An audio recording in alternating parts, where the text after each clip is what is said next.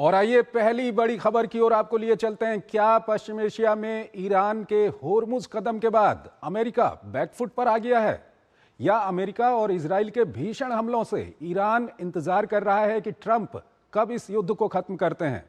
ऐसे कई सवाल हैं जो इस समय इलाके के माहौल को देखते हुए पूछे जा रहे हैं। इस सब के बीच अमेरिका और इजराइल ईरान पर लगातार हमले कर रहे हैं। वहीं ईरान की बदले की कार्रवाई से इजराइल और खाड़ी देशों सहित अब पूरी दुनिया में हालात बिगड़ने लगे हैं।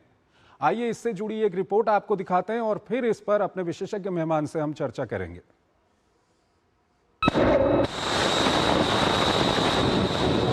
जंग के 11वें दिन भी दोनों तरफ से बरसते बम, बारूद और मिसाइल व ड्रोन के बीच आक्रामक बयानबाजियों के जरिए एक दूसरे के मनोबल पर भी चोट करने की कोशिश जारी है।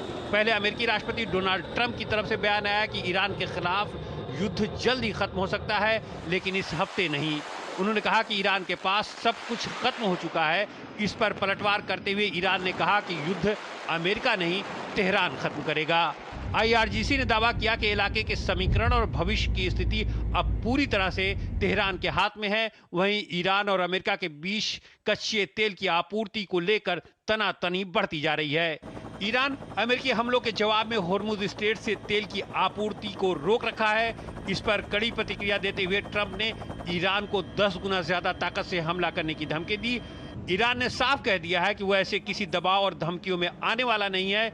इस बीच ईरान ने खाड़ी देशों पर दबाव बढ़ाते हुए कहा है कि होर्मुज स्ट्रेट से उन्हीं देशों के जहाजों को गुजरने की अनुमति दी जाएगी जो अमेरिका और इजराइल के राजदूतों को निष्कासित करेंगे। ईरान ने कहा है कि होर्मुज से 1 लीटर तेल भी गुजरने नहीं दिया जाएगा।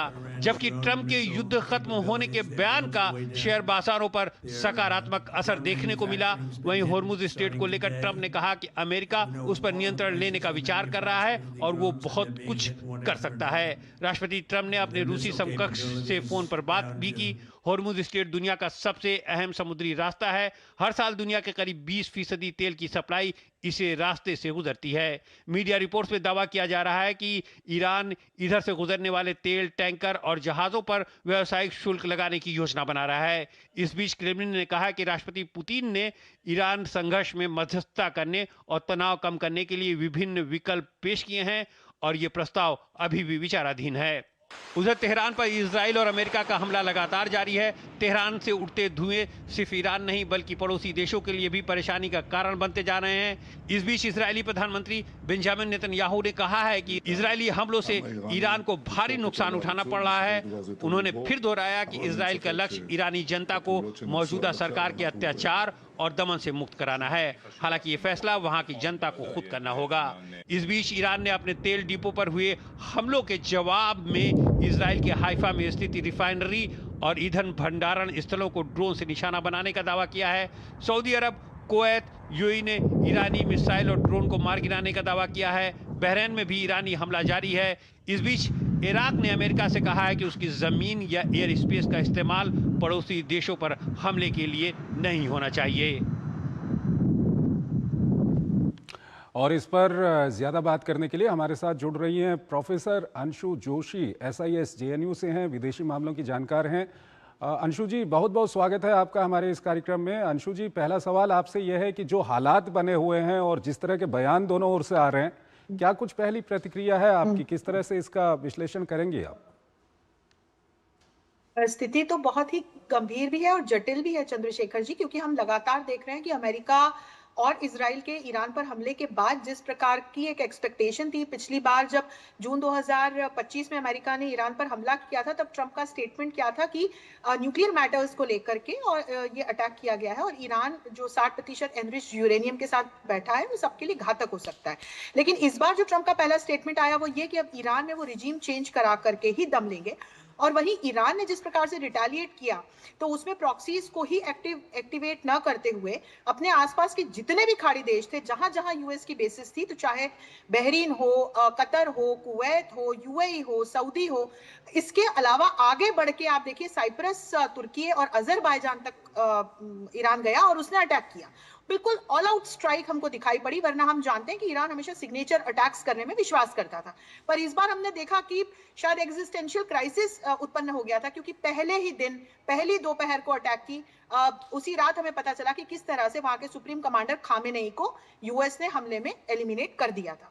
तो इसके बाद से लगातार स्थितियां बहुत गंभीर और जटिल बनी हुई हैं, और इसमें फिर ये ऑयल एंड गैस वाला जो एंगल आ जाता है ना चंद्रशेखर जी, जो स्ट्रेट ऑफ हॉर्मुज से सीधा सीधा जुड़ा हुआ है, तो अब पूरे विश्व के लिए जो स्थिति है वो और भी ज्यादा यहाँ से हमको गंभीर बनती हुई दिखाई पड़ती है। अंशु जी, प्रेसिडेंट ट्रम्प कहते हैं कि कुछ दिनों में हम अपना मिलिट्री ऑब्जेक्टिव पूरा कर लेंगे और उसके बाद युद्ध को रोक देंगे।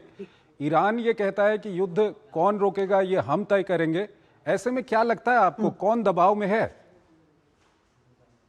हाल फिलहाल यदि हम स्थिति को देखें तो जब हम मिलिट्री कैपेबिलिटीज को देखते हैं और ईरान के आसपास की स्थितियों को देखते हैं तो दबाव में ईरान है, क्योंकि ईरान के सुप्रीम कमांडर की भी मृत्यु हो चुकी है, और इसके साथ ही जो 1969 की इस्लामिक क्रांति के बाद का रिजीम यहाँ पर एस्टेब्लिश हुआ, और पिछले एक वर्ष में हमने जिस तरह से लगातार ईरान की जनता को भी सड़कों पर देखा इस रिजीम का एक अपोजिशन करते हुए, तो उसको देखते हुए वहां अंदरूनी और बाहर से जो हमला हुआ है उन स्थितियों को देखें, खामेनेई समाप्त उनकी मृत्यु हो चुकी है, यदि इसको देखें तो नए सुप्रीम कमांडर को चुना जाना ठीक है, वो एक आप कंटिन्यूएशन के लिए करेंगे, लेकिन मुझे लगता है कि मिलिट्री कैपेबिलिटीज की दृष्टि से, रणनीतिक दृष्टि से, कूटनीतिक दृष्टि से और अपनी स्वयं की आंतरिक स्थितियों की चुनौतियों की दृष्टि से ईरान के लिए भी बहुत अच्छी सिचुएशन नहीं है।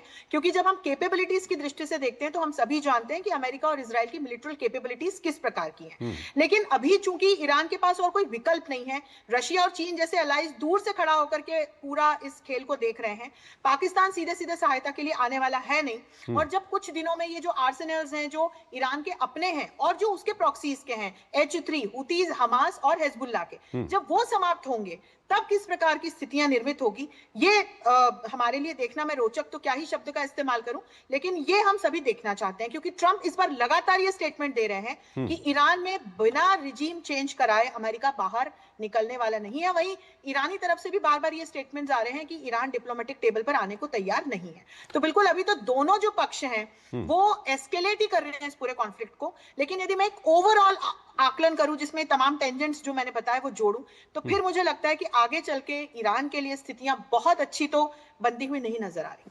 अंशु जी, अगर हम अमेरिका की बात करें तो अमेरिका में करीब 8 उनके सैनिक मारे जा चुके हैं। साथ ही साथ खाड़ी के देशों पे जिस तरह से ईरान हमले कर रहा है, ये बताया जा रहा है कि जो खाड़ी के उद्योगपति हैं, अमेरिका में निवेश करते हैं, वो लगातार इसका विरोध कर रहे हैं।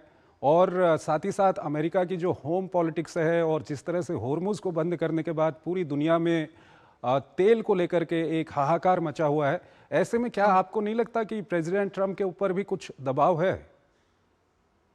बिल्कुल, आप देखिए by elections are on their way America में, और ट्रंप पहले से ही इन बाई इलेक्शंस की वजह से एक दबाव में हमको दिखाई पड़ रहे थे। शायद ये एक वन ऑफ द रीजंस है कि ईरान पर जो अटैक किया है उसके पीछे जो हम रीड बिटवीन द लाइंस देखते हैं वो ये एक कारण भी हो सकता है, क्योंकि लगातार वहां पॉपुलैरिटी उनकी कम हुई है। अच्छा, इस अटैक के बाद जनता भी आई वहां पर अमेरिका की बाहर, और जनता का ये कहना है कि हमको किसी प्रकार का युद्ध अपने देश में नहीं चाहिए। इसके अलावा हम देखें तो पश्चिम एशिया में भी जहां जहां अमेरिका की बेसिस थी, विशेषकर आप दुबई जैसी जगहों पर देखिए जो न सिर्फ विश्व का वन ऑफ द बिजिएस्ट वहां पर एयरपोर्ट है, वहां जिस प्रकार के होटल्स हैं, रेस्टोरेंट्स हैं, इंफ्रास्ट्रक्चर है, और इसमें अमेरिका का निवेश है, ट्रंप का निवेश है, और इनकी जो आपस में जिस प्रकार के रिश्ते हैं दुबई के लोगों में और अमेरिका के, तो वो देखते हुए, या बहरीन की आप और जाएं, वहां पर यूएस का 5th फ्लीट था, हालांकि बहुत सारा जो मिलिट्री वहां के बेस से सारा जो असला था वो हटा दिया गया था अटैक के पहले, लेकिन फिर भी अटैक हुआ। तो जितने जितने बेसेस हैं वहां पर निश्चित तौर पर ट्रंप को ये हमला या अमेरिका को ये हमला झेलना पड़ा है ईरान से, लेकिन चंद्रशेखर जी मुझे लगता है कि ये सारा ट्रंप ने कैलकुलेट किया होगा। और अभी तक मैं आपको अगर स्ट्रेटेजिक ऑब्जेक्टिव्स बताऊं, खामेनेई को समाप्त कर दिया, अब आगे दिखाई पड़ता है कि हालांकि इतना आसान भी नहीं है, लेकिन रिजीम हो सकता है कि अब चेंज हो जाए। इजराइल को सिक्योर कर दिया वेस्ट एशिया में, प्रॉक्सीज को एक मैसेज दे दिया कि तुमको जो पालने पोसने वाला देश है मैंने उसके क्या हाल किए हैं, और इसके अलावा फिर जो आगे दूसरे देश है जिनको लगातार चेतावनी देते चल रहे हैं, जैसे लैटिन अमेरिका में क्यूबा, और ये सब कुछ देखिए सीरीज में हो रहा है। वेनेजुएला में क्या करवाया हमने देखा, कनाडा ठीक है अंशु जी, दरअसल वक्त हमारे पास कम है, एक अंतिम सवाल आपसे जानना चाहेंगे, क्योंकि पूरी दुनिया में इसका असर दिख रहा है। जिस तरह से भारत ने एक प्री एक्टिव कदम उठाया, प्रधानमंत्री ने वहाँ के नेताओं से बात की, भारत लगातार ये बताया जा रहा है कि करीब 60-70 हज़ार लोगों को वहाँ से भारत के लोग आ चुके हैं वापस। तो ये भारत के तेल को लेकर के जिस तरह से भारत प्री एक्टिव कदम उठा रहा है, इसको लेकर के क्या कहेंगे आप? चंद्रशेखर जी, मैं यहाँ आपने बहुत अच्छा प्रश्न पूछा है। मैं कुछ तथ्य बताना चाहती हूँ, क्योंकि लगातार कुछ अफवाहें भी हमारे सामने आने लग गई हैं। लेकिन भारत सरकार के माध्यम से आज ये वक्तव्य स्टेटमेंट आया है कि भारतीयों को परेशान होने की या घबराने की बिल्कुल आवश्यकता नहीं है। राजनीतिक अफवाहों पर ध्यान न दें। हमारी जो एनर्जी सिक्योरिटी है वो बिल्कुल सुरक्षित है।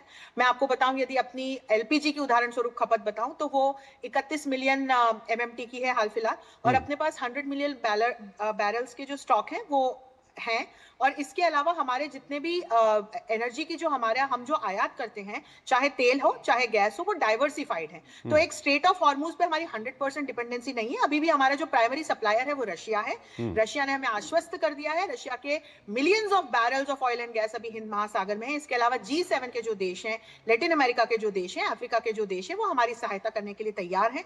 तो भारत ने बहुत स्टेबल, सटल और ऑल अलाइंड अपना एक जो रुख है उसको अख्तियार रखा है। हमारे प्रधानमंत्री ने अलग अलग इन देशों पर जिन पर हमले हुए उनके राष्ट्राध्यक्षों से बात की, उनके स्टेटमेंट्स हमने लगातार पिछले एक हफ्ते में देखे हैं। तो बीइंग एन इंडियन मैं यही कहना चाहती हूँ कि हमारी जो विदेश नीति है सफल है, और अभी हमारा जो सबसे बड़ा नेशनल इंटरेस्ट है वो ये कि हमारे नागरिक, हमारी अपनी आंतरिक सुरक्षा और हमारी ऊर्जा सुरक्षा बरकरार रहे, और उसको सुनिश्चित कर पाने में हम सफल हैं।